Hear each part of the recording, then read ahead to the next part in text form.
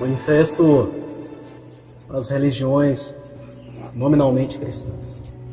Esclarecimento acerca da atual situação religiosa do mundo. Prevendo pelas Escrituras o caos que se abaterá na humanidade.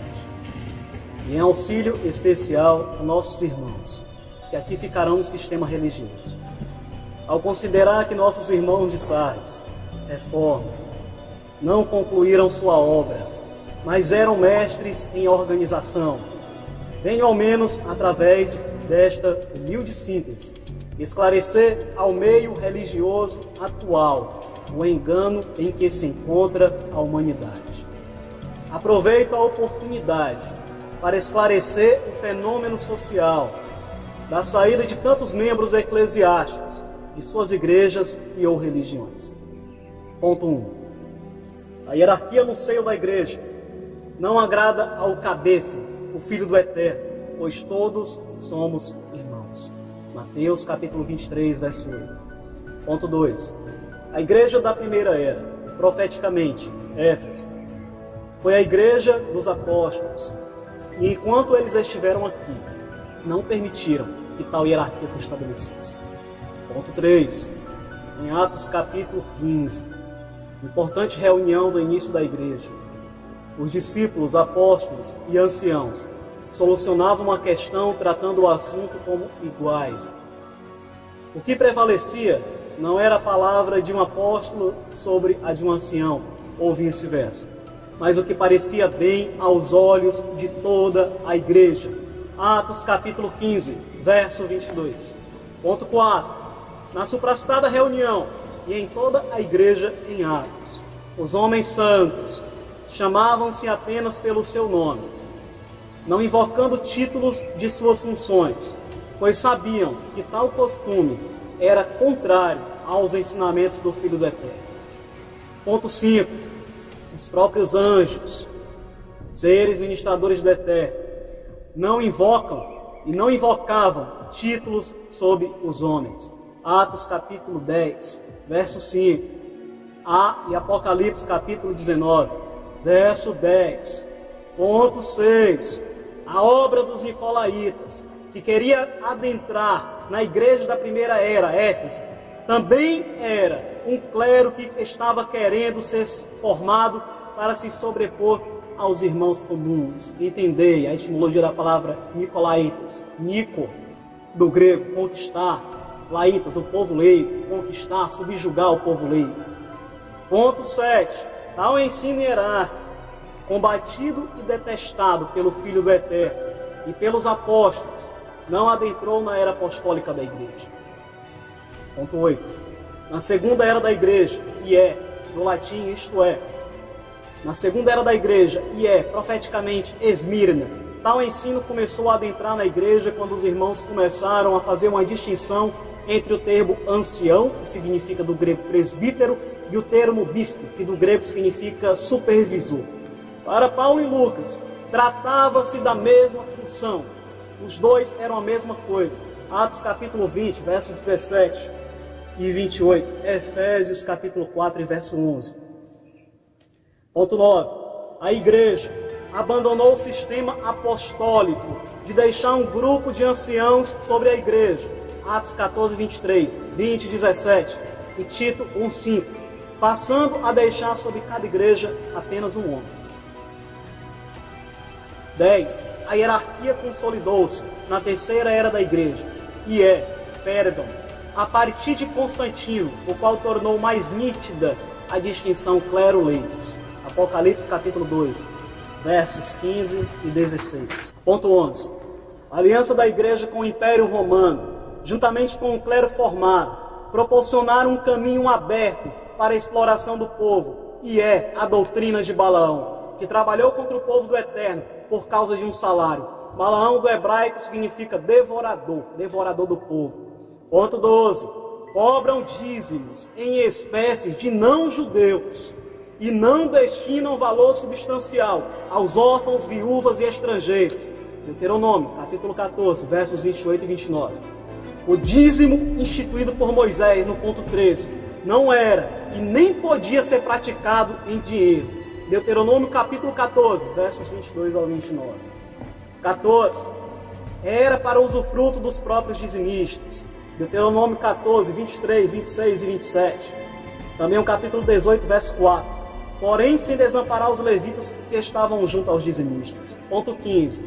Ireneu, um dos mensageiros da igreja. Orígenes, Justino Marte, Tertuliano, Cipriano, Crisóstomo e outros do século II ao 5, que compõem a história da igreja, nos falam somente de contribuições voluntárias na comunhão dos santos. Somente no século VI, a Igreja Romana, no Sínodo de Meiko, no ano de 582, é que o dízimo começou a ser ensinado como algo obrigatório e de forma generalizada. 16. Com o clero, Nicolaitas, devido ao poder político do Império Romano, o caminho ficou aberto para todo tipo de heresia. 17. A Igreja guardou o nome do Filho do Eterno até a sua terceira era, e é Pérgamo, cerca de 300 a 480 depois do Mashiach, depois do enviado do Pai. E está escrito: retens o meu nome, porque a igreja guardou o nome do Filho do Mashiach até esta era. Ponto 18. Entretanto, com a romanização da igreja, trataram também de instituir o idioma usado por Roma, o latim, como língua oficial de toda a igreja. As cerimônias litúrgicas passaram todas a serem feitas na língua romana. A igreja, ponto 20, a igreja romana incorreu no erro elementar de traduzir o nome do Filho do Eterno para o latim. Traduziram para Iesus. Ponto de número 21. Não por mera coincidência, o animal preferido pelos romanos e até hoje para os italianos, para fazer um sacrifício, era o porco. No latim, sus de Jesus significa porco. Isto é, mais sus, porco. Isto é, um porco. Ponto de número 22. Sabes que é prática elementar, nas civilizações antigas, atribuir o nome a alguém como um significado característico e ou religioso. Ponto 23. O nome do Filho do Eterno deve conter o nome do Pai. Ponto 24. O nome do Pai, e é do hebraico, Yod, Re, Vav, Re, o qual aparece 6.828 vezes nos originais hebraicos, transliterado para YHWH, pronunciado por Yahweh, foi substituído por Roma pela palavra Senhor. Senhor não é nome, mas é um pronome. As civilizações deveriam evoluir em linguística, mas com tal atribuição, houve uma regressão ao retirarem o nome do Criador, o qual se apresentou a Moisés, substituído por uma estrutura linguística, que nem ao menos é um nome. Ponto de número 27. O Eterno expressou ao profeta judeu que esse é o nome pelo qual deveria ser lembrado de geração em geração. Êxodo 3,15. E é Yod, Re, Vav, Re, forma contraída do verbo ser hebreu. 28. É sabido entre os cristãos que Roma é a cidade assentada sobre os 7 montes. Tal é a grande prostituta descrita no livro de Apocalipse, capítulos 17 e 18. Ponto 29. Roma não teria autoridade, portanto, para atribuir nomes ao Criador e ao seu Filho. 30. O nome do Filho atribuído por Roma, portanto, é uma blasfêmia. Ponto de número 31. Entende-se agora, próximo ao fim dos dias. Ezequiel 38:16, Guerra de Gog, entendei. Porque a grande prostituta está assentada em uma besta, cheia de nomes de blasfêmias. 32.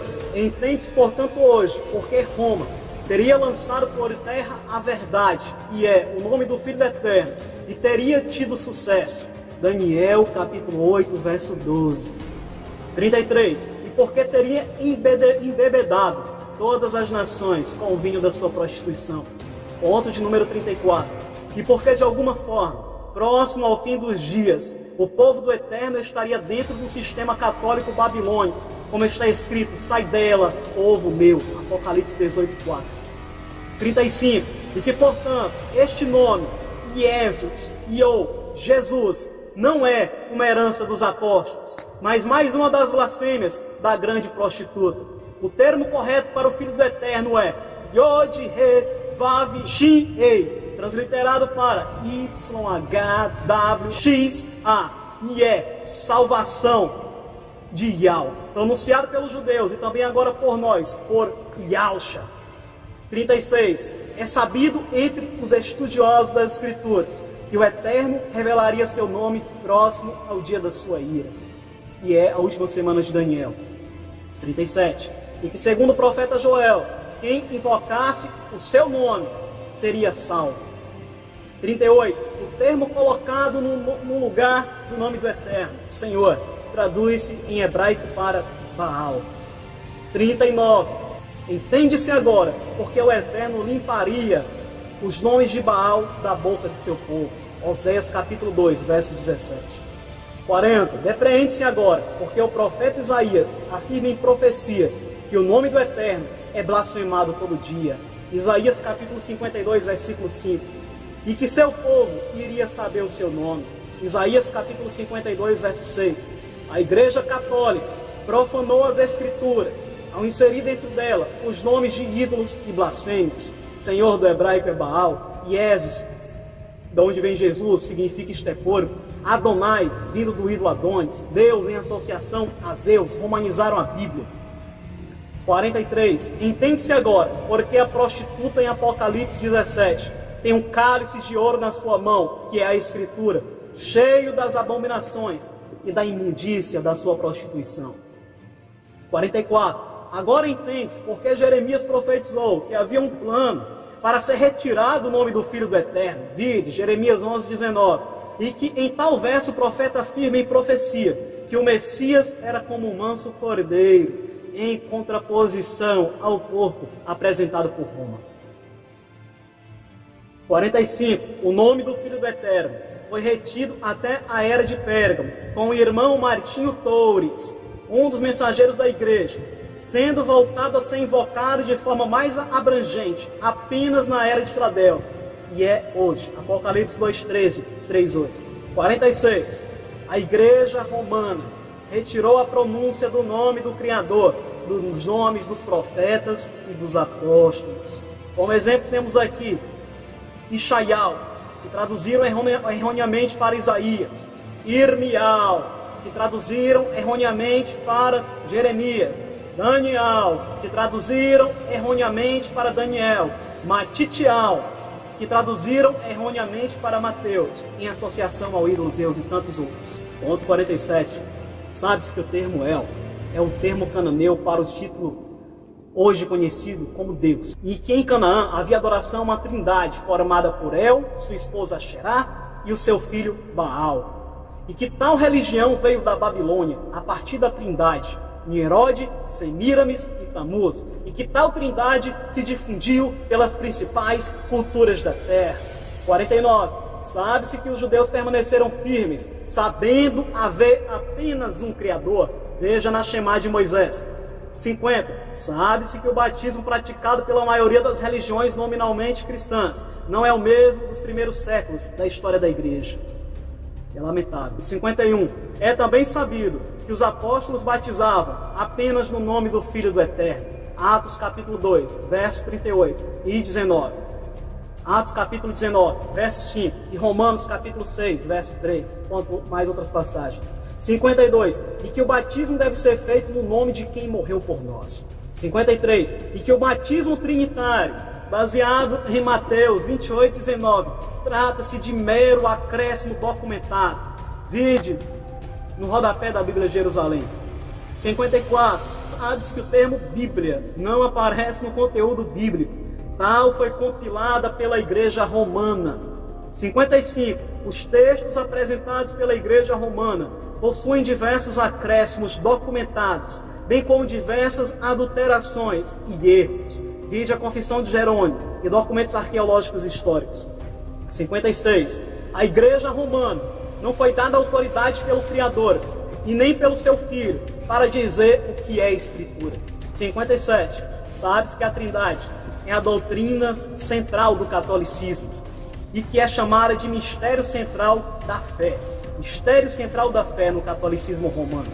58. E que na testa da prostituta, em Apocalipse 17, está escrita a palavra mistério. 59. E que tal ensinamento nunca foi adotado por Moisés, os profetas, os apóstolos e a igreja primitiva, pois sempre foi ensinado pelo povo de Yahweh, o Eu Sou, que ele é único e não há outro além dele. Deuteronômio, capítulo 6, verso 4. Isaías, capítulo 43, verso 1. 44, 6. 45, 5 e 6. Tiago 2, 19. Judas 25. Todas as escrituras. 60. Havendo, portanto, um só Criador e um só mediador entre o Criador e os homens, e acha homem. Para nós, contudo, de 1 Timóteo 2,5, para nós, contudo, há um único Criador, o Pai, de quem tudo procede e para quem vivemos, em um só Rei e Alcha, por intermédio de quem tudo o que veio a existir, e por meio de quem também vivemos. Paulo escrevendo aos Coríntios, no capítulo 8, verso 6 de sua primeira carta. 61. O próprio Filho do Eterno afirma haver um só Criador. Mateus 12, 23. 62. Se fossem três, Moisés, Paulo e o próprio Machia, teriam dito haver três, e ou três em um, o que não acontece. 63. É sabido que os versos que falam da Trindade são acrescentados pela Igreja Romana. 1 João, capítulo 5, verso 7. Mateus 28, 19. 64. Sabe-se que a doutrina da Trindade adentrou a Igreja no ano 381, através do Papa Damásio, no concílio da Igreja Romana. 65. O profeta Miqueias afirma a origem do Filho desde tempos imemoriais. 66. Tal ensino é corroborado por Paulo em sua epístola aos Colossenses e ao seu filho Timóteo, seu filho na fé. Colossenses 1,15 e 1 Timóteo 2,5. 67. Sabe-se que todas as coisas foram feitas por intermédio do Filho. Colossenses 1,16. E que ele foi o princípio da criação do Pai. Apocalipse 3,14. E que esteve presente na criação do mundo com o Pai, como o seu arquiteto. Provérbios capítulo 8, versículo de número 30. 68. O Filho afirma a igreja de Laodiceia ter sido criado. Apocalipse 3,14. 69. Tal é a posição dos judeus convertidos ao Filho do Eterno, chamado de Moisés, os quais boa parte acusam nós, os gentios, que creram no Filho, de distorção das Escrituras, paganismo e idolatria. 70. A distorção romana de que há mais dois deuses, somado a Yahweh, para ser formada uma trindade em um só, provém de Babel e tem sido uma confusão no meio do povo do Eterno. A própria Babel significa confusão. E a palavra mistério, na testa da prostituta, no entendimento dela, da grande prostituta, é traduzido no meio católico pelo mistério da Santíssima Trindade. 71. A doutrina da eternidade do Filho só foi adotada pela Igreja Romana no Concílio de Nicéia, cerca do ano 325, dirigido por Constantino, imperador de Roma. 72. Roma não teria autoridade para afirmar haver outro Deus, além de Yahweh. A autoridade de Roma não procede do Eterno, mas é diabólica. 73. Os que divergiram de tal doutrina de Roma foram perseguidos e mortos. Sabe-se que Roma está manchado com o sangue dos santos e das testemunhas de Alcha, e que os termos em Isaías capítulo 9, verso 6, que geralmente eram atribuídos a reis. 76. E que a Igreja Romana traduziu erroneamente o termo Pai para sempre em Isaías 9,6, substituindo para Pai da eternidade. 77. E que o Filho afirmou que somente ao Eterno adorarás, e somente a Ele prestarás culto. Lucas capítulo 4, verso 8, e Mateus capítulo 4, verso 10. E que a Igreja Romana não teria autoridade para dizer haver outro terceiro Deus no concílio chefiado pelo Papa Damaso no ano 381. 79. E que, de acordo com os judeus que receberam a Escritura do próprio Eterno, o Espírito do Eterno trata-se da extensão do próprio Criador e não outro Deus. 80. Roma buscava introduzir a adoração do triângulo, criada pela Babilônia e difundida pelas culturas da terra. Tal ensino não provém da figueira que é Israel, mas da grande prostituta que adotou o sistema babilônico. 81. Entende-se, portanto, haver um só Criador e o seu Filho, por intermédio do qual foram feitas todas as coisas, o qual possui uma origem no Pai. 82. E a sua origem é desde tempos imemoriáveis, escreveu Miqueias. 83. O princípio da criação de algo, Apocalipse 3,14. 84. O Filho possui sua origem no Pai. 85. O Pai não possui origem, ele é a origem de todas as coisas. 86. Sabes que a única suposta escritura que vai contra o ensino dos apóstolos e de Moisés é o chamado Evangelho de João. É sabido entre os estudiosos que tal evangelho não é de autoria de João. 87. É notório entre linguistas e historiadores de que ele foi elaborado por diversos autores e em diferentes épocas. 88. E que o mesmo está repleto de erros e contradições, como a hora da crucificação, as testemunhas da ressurreição, a apresentação dos discípulos ao Filho do Eterno, os anos de pregação do Machia e muitos mais. 89. E que foi muito usado por gnósticos e hereges nos primeiros séculos de nossa era. 90. E que o mesmo não era aceito por grande parte da igreja em seus primeiros séculos, sendo depois introduzida pela igreja romana. 91. E que o mesmo vai contra o Evangelho de Lucas, escrito por Paulo e Lucas no castelo de Cesareia, quando da prisão do apóstolo, e que foi atestado pelo apóstolo Paulo como escritura. O Evangelho de Lucas foi atestado como escritura, e o Evangelho de João bate contra o Evangelho de Lucas. Paulo afirma que todo evangelho apresentado, diferente do por ele anunciado, não seja aceito, mas maldito.